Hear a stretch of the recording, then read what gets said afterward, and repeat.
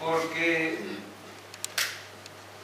en todos los temas, pero particularmente en el de Malvinas, hace 31 años que nos estamos comiendo los argentinos una mentira detrás de otra, repitiendo como loros tesis, frases, ideas fuerzas, falaces, que se repiten sin someterlas a un sentido crítico, al sentido común, sin contrastarlas con la realidad histórica, y termina siendo una ofensa no solo a la verdad histórica, también una ofensa a la inteligencia, porque la mayoría de esas frases que se repiten durante 31 años, frases desmalvinizadoras, como decía Santiago,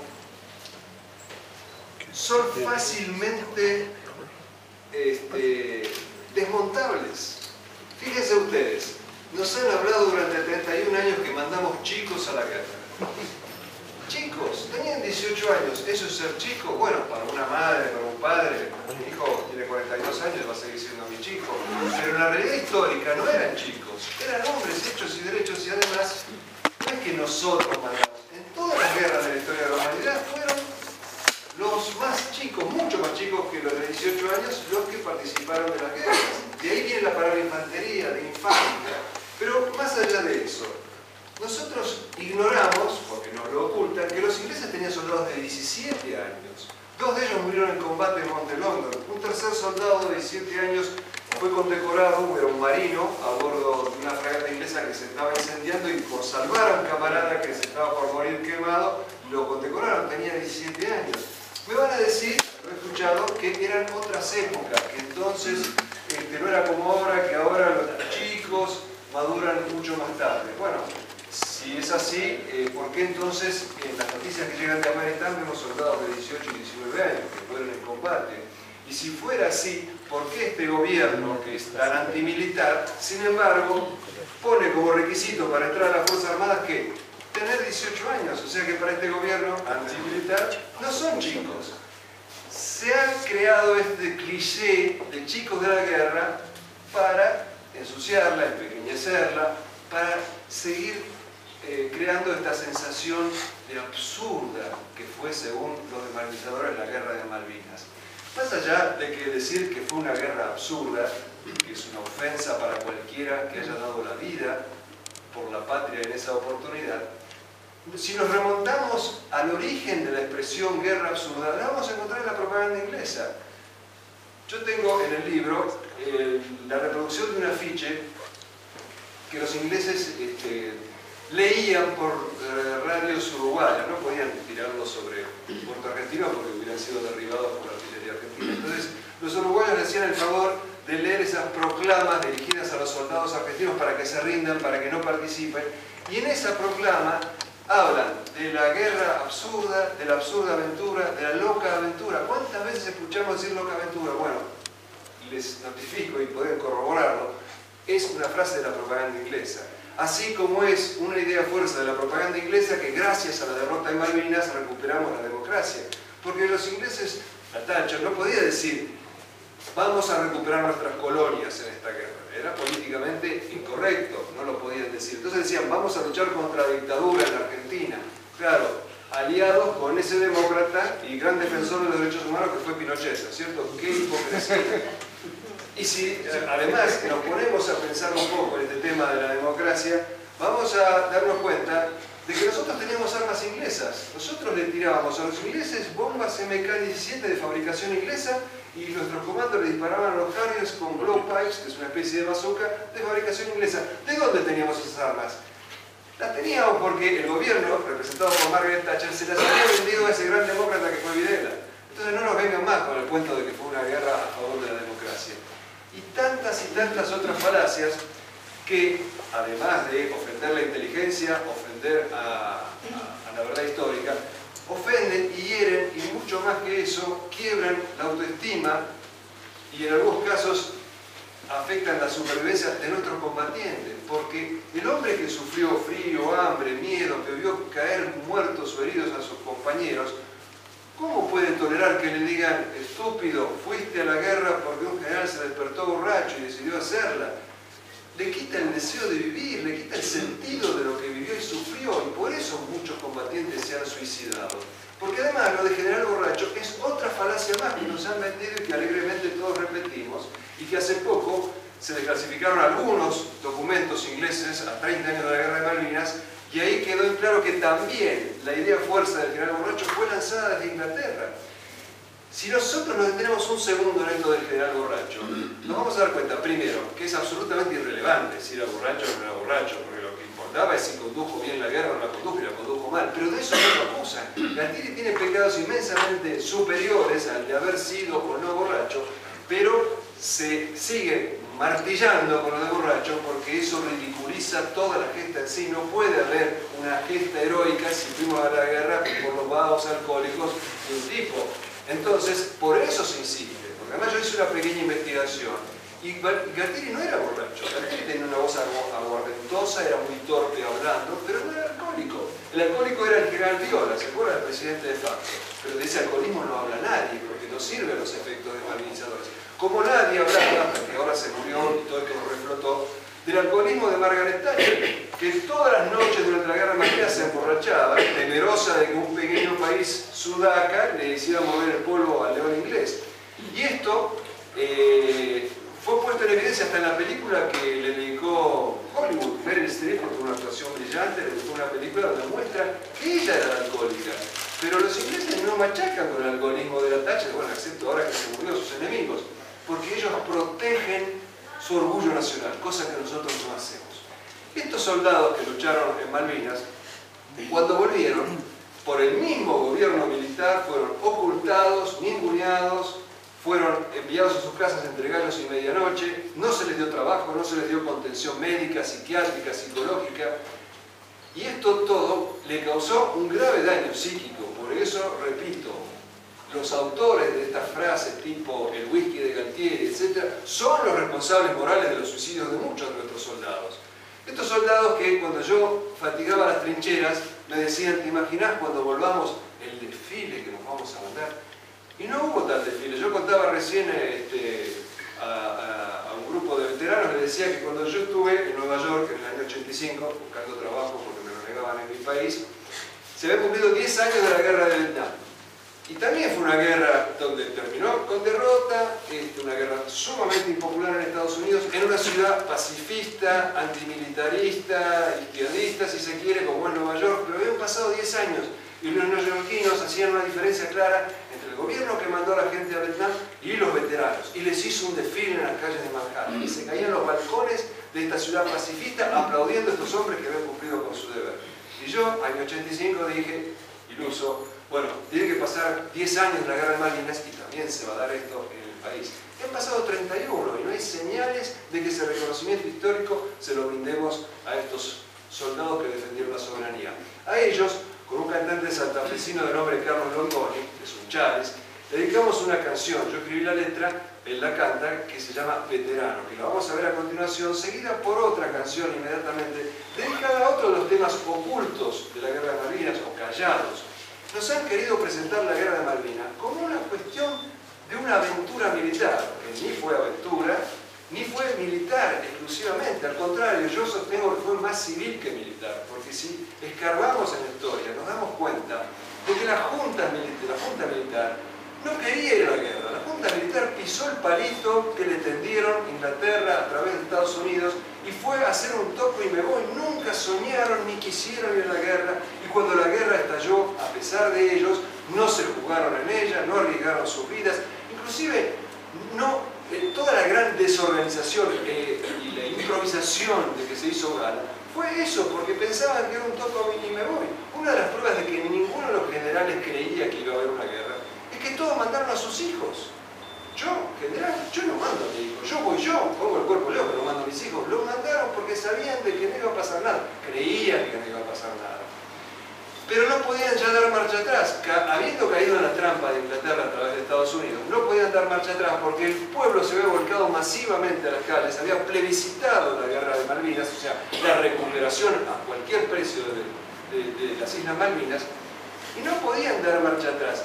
Y el que no me cree, yo le propongo que vaya a los videos de la época en YouTube, pueden ver el día en que Galtieri sale al balcón y van a ver claramente cómo el pueblo hacía la diferencia entre el gobierno de turno y la causa nacional. ¿Cómo la separaba? Porque cada vez que Galtieri se mencionaba a sí mismo como presidente era abucheado. Y cada vez que decía les presentaremos batalla era ovacionado. La gente hacía esa diferencia claramente.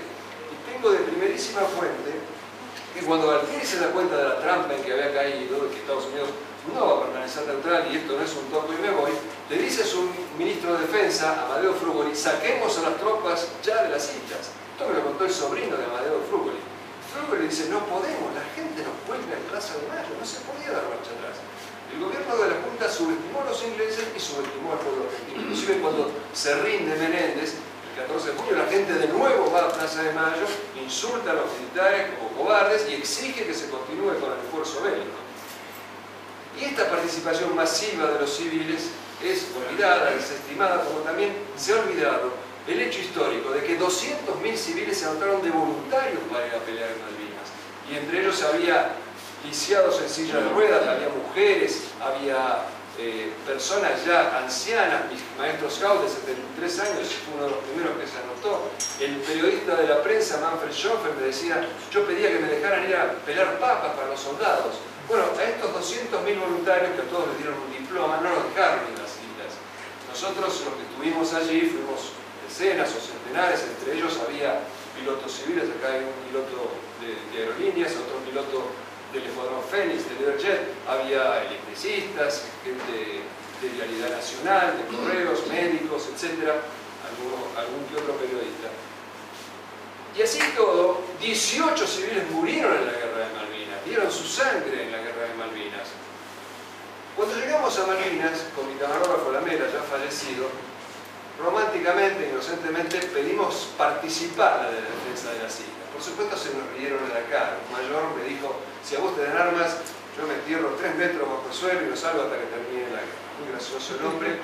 Pero bueno, era una sensación que teníamos que era auténtica. Mi camarógrafo era un muchacho de barrio, común y corriente, y sin embargo una vez bajo un bombardeo me dijo, ¿sabes qué?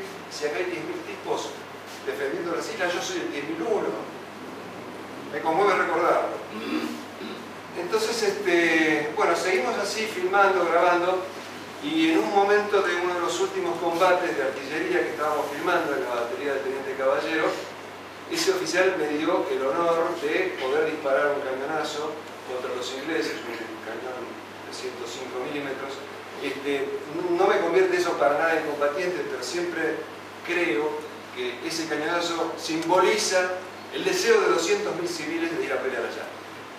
Bueno, cuando tiré por primera vez el gatillo del cañón no salió, se trabó, me habían dicho que recordar abrir la boca para que no me ensordeciera el disparo, me olvidé en la emoción, tuve la boca cerrada, creo que estoy un poco sordo desde aquella oportunidad, y me van a ver disparando ese cañón en el videoclip de la segunda canción dedicada justamente a los civiles de Malvinas. Vamos a ver los dos.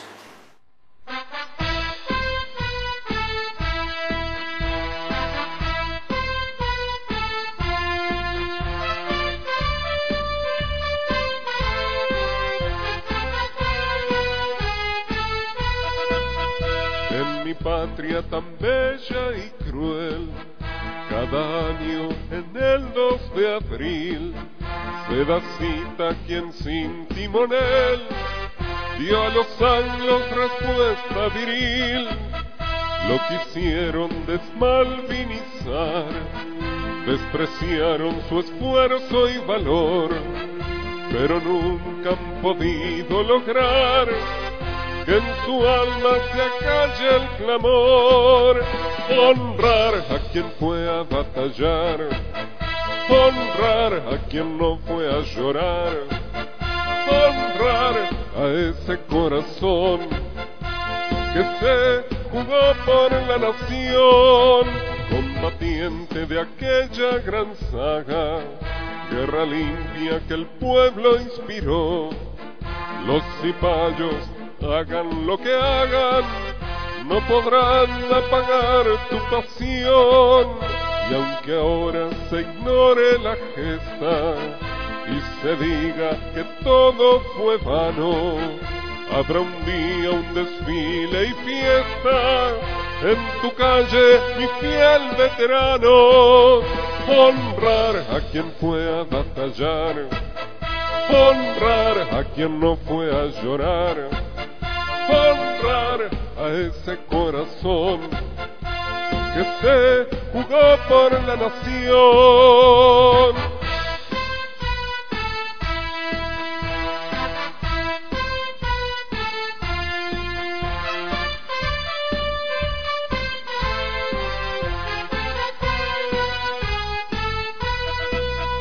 Heredero de otras patriadas, ya tenés tu sitial en la historia, y perdona a los que siendo nada te negaron mezquinos la gloria. Mientras siga existiendo el país, estará siempre en deuda, soldado, con vos que le brindaste este bis, esta nueva vuelta de obligados, honrar a quien fue a batallar, honrar a quien no fue a llorar, honrar a ese corazón que se jugó por la nación.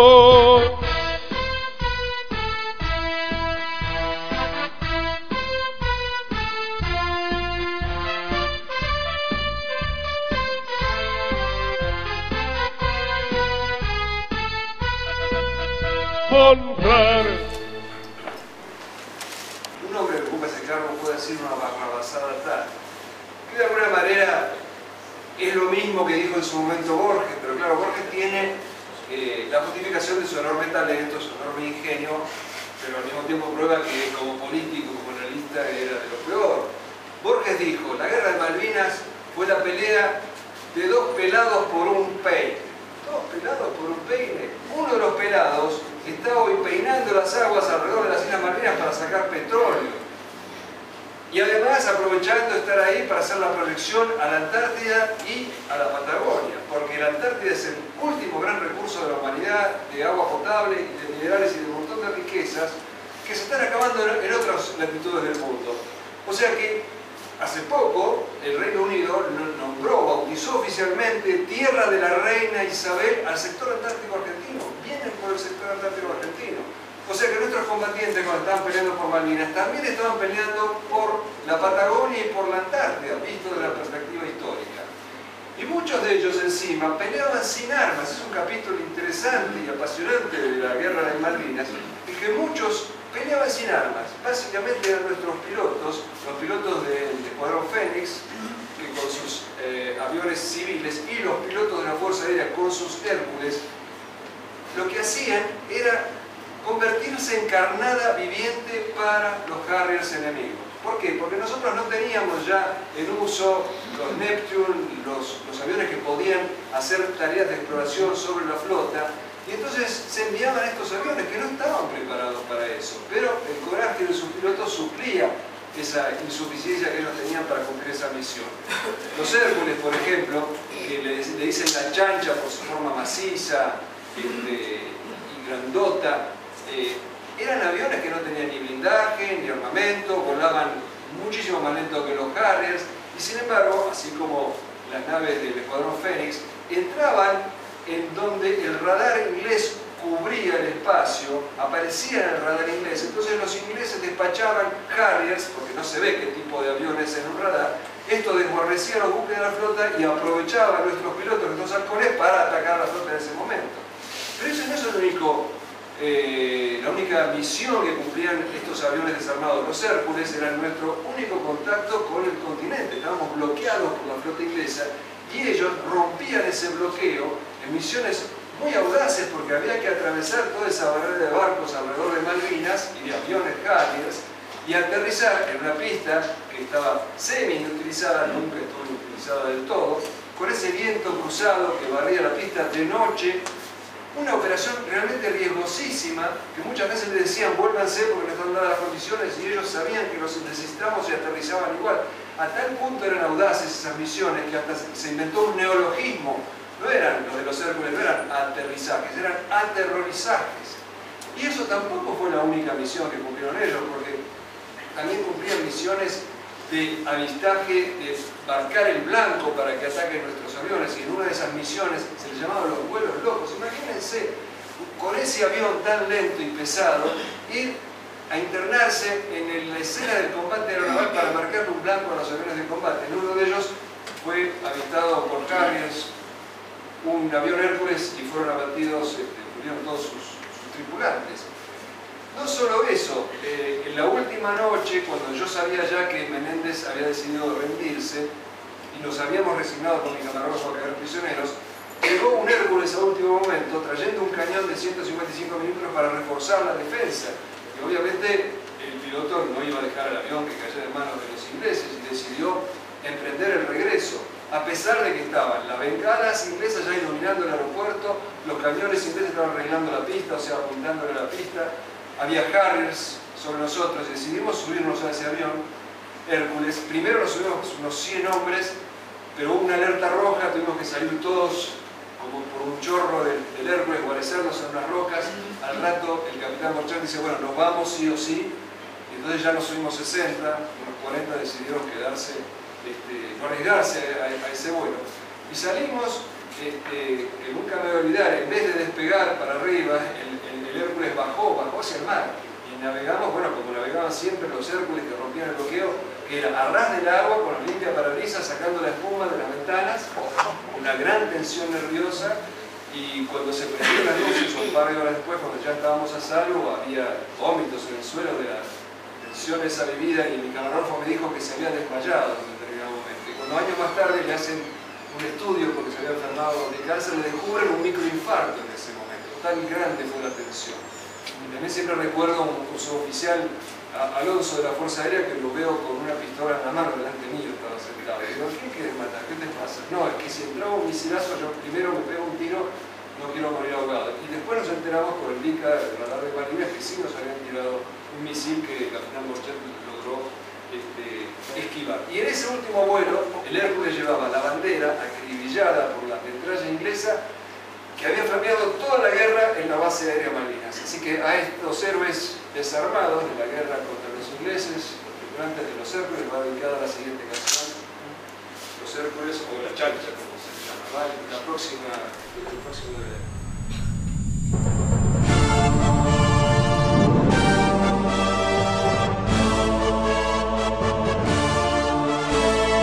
Acechan los Harriers, arrecian los vientos, la pista es escombro y fangal. Quebrando el cerrojo, a puro arrojo, la chancha aterriza igual. No porta blindaje, no tiene armamento, ninguno se puede eyectar. Y sin escolta, volando muy lento, la chancha nos va a rescatar. ¿Qué es? Es un Hércules. ¿Qué es? Tal como lo ves, él se ganó muchos goles, burlándose del cerco inglés. ¿Qué es? Es un Hércules. ¿Qué ves? A los requetes bravos que de esta vez lo vuelan con intrepidez.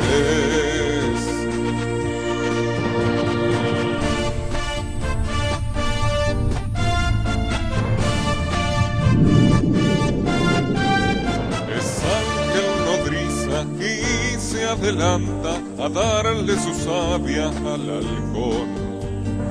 Va a su encuentro y lo amamanta, salvando piloto y avión. En vuelos locos hace de señuelo, le pincha a la Navy el radar. Atrae a los Harriers a un falso duelo, ayudándonos a atacar. ¿Qué es? Es un Hércules. ¿Qué es? Tal como lo ves, él se ganó muchos goles, burlándose del cerco inglés. ¿Qué es? Es un Hércules. ¿Qué ves? A los requetes bravos que de esa vez lo vuelan con intrepidez.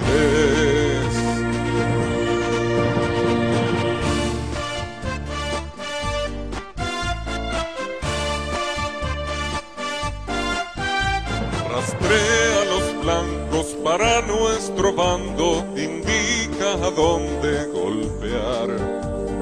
Aunque entrañe morir estallando sobre un gélido mar, la chancha es capaz bajo fuego dantesco de traernos un cañón y de evacuar por su cuenta y riesgo la enseña de Chajirón. ¿Qué es un Hércules? ¿Qué es tal como lo ves? Él se ganó muchos soles burlándose del cerco inglés. ¿Qué es un Hércules? ¿Qué ves a los requete bravos que de esa vez lo vuelan con intrepidez?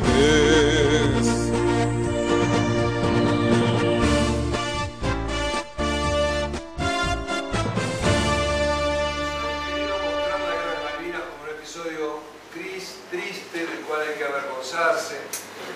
¿Triste la guerra de Malvinas? Miremosla con visión histórica. ¿Fue triste la campaña de los Andes? Claro, murió gente, muchas madres se vieron privadas de sus hijos, muchos hombres quedaron huérfanos. ¿Pero fue triste la campaña de los Andes? ¿La recordamos como triste? Claro que no, la recordamos con orgullo, porque liberó a nuestro país, fue una gesta. Entonces, decir solamente que la guerra fue triste, toda guerra es triste, toda guerra es una expresión de barbarie, pero en toda guerra hay dos posibilidades: meterse debajo de la cama o afrontarla con dignidad.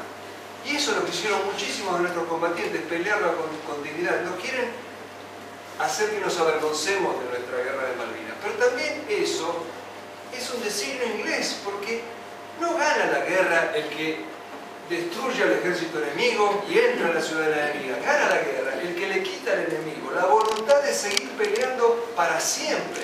Y lo dijo Winston Churchill III, el nieto del famoso Churchill, en la Cámara de los Lores, el día 22 de junio. A los argentinos hay que revolcarlos en el fango de la humillación y que ni sus nietos se acuerden de reivindicar Malvinas. Y eso es lo que han logrado gracias a los cipayos o a los idiotas que repiten acá estas tesis de la guerra absurda, de la guerra triste, cuando fue una guerra, sobre todo, que reflejó el amor de los combatientes, porque Malvinas es una historia de amor, así de contradictorio como puede sonar.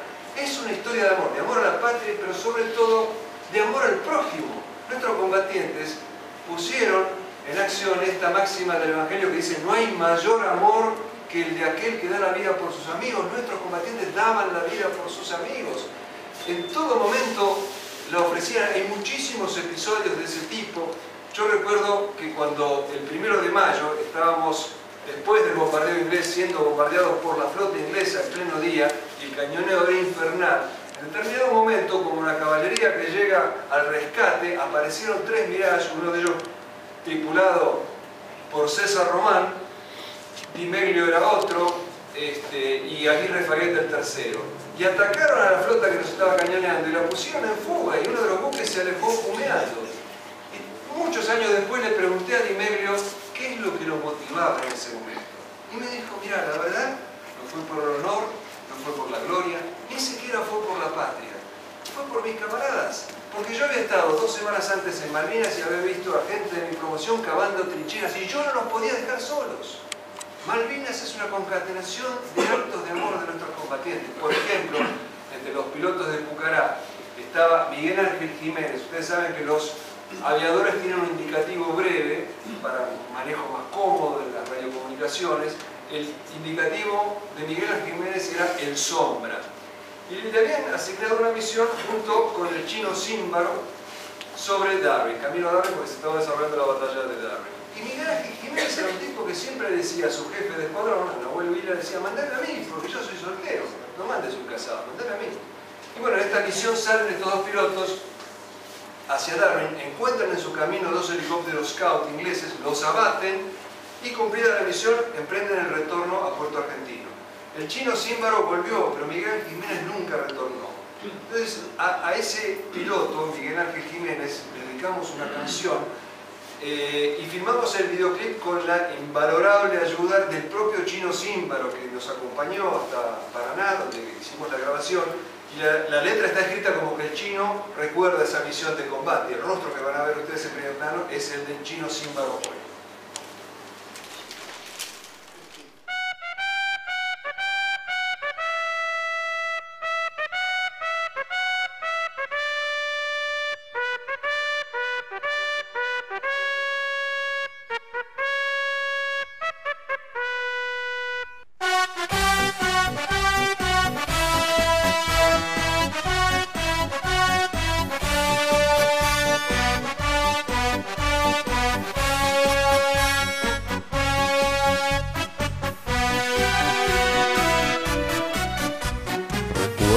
Cuando atacamos, como corcoveaba el Pucará, nuestro criollo avión, ráfaga y envión que clavó en Darwin su aguijón.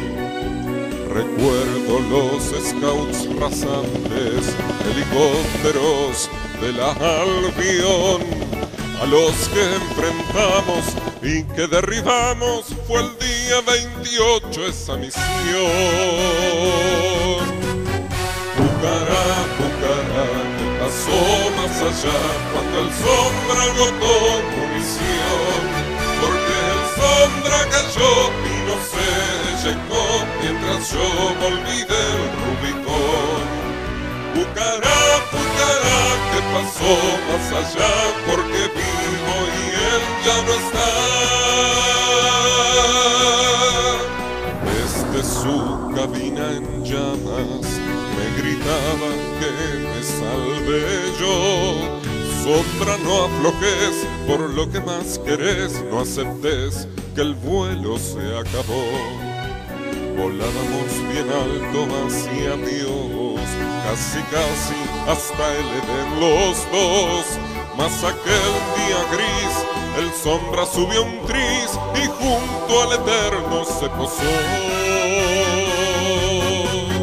Pucará, Pucará, que pasó más allá cuando el Sombra agotó munición, porque el Sombra cayó y no se eyectó mientras yo volví del Rubicón. Pucará, Pucará, que pasó más allá porque vivo y él ya no está. Deja que voy yo, no tengo esposa ni hijos que esperen al papá. Se escuchó serena la frase generosa del Sombra en su Pucará. Se la dijo al jefe el Nahuel, otro que peleó el día aquel, bravo capitán de bravo escuadrón, que al día de hoy llora por él. Pucará, Pucará, que pasó más allá cuando el Sombra agotó munición, porque el Sombra cayó y no se eyectó mientras yo volví del Rubicón. Pucará, Pucará, que pasó más allá porque vivo y él ya no está.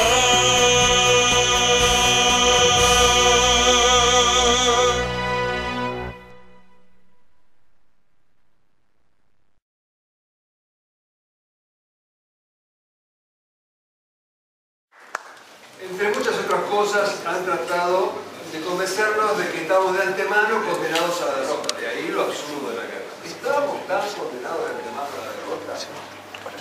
Primero y principal, la derrota en sí no es algo de lo que debamos avergonzarnos, porque hubo victorias oprobiosas y derrotas gloriosas. Bueno, las derrotas gloriosas, la de los espartanos, de Leónidas, o sin ir más lejos, la Vuelta de Obligado, que también fue una derrota y festejamos ese día, el Día de la Soberanía.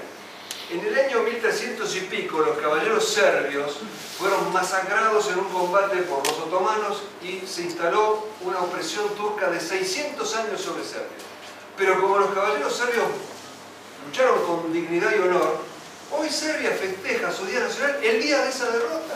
San Martín lo decía, había instituido una condecoración para los derrotados en Chancay, dice gloria a los derrotados en Chancay, porque no importa realmente si uno gana o pierde, eso lo decide Dios, no depende de nosotros, lo que importa es combatir con dignidad y honor, y así combatieron nuestros soldados. San Martín decía, más vale una derrota peleada que una victoria casual. Pero además de eso, la victoria o la derrota no la decide el hecho de tener más hombres, más armas, más tecnología. Lo dijo Clausewitz, un gran teórico de la guerra, que la victoria se decide por aquellos que tienen la mayor voluntad de vender. Gana el que tiene más voluntad, no el que tiene más fuerzas, tropas, etc. Y eso lo demostró un país como Vietnam, pequeño, que derrotó a Estados Unidos. Y eso podríamos haberlo hecho nosotros si todos los combatientes hubieran tenido, por ejemplo, la voluntad que tenían nuestros pilotos. Si todos los combatientes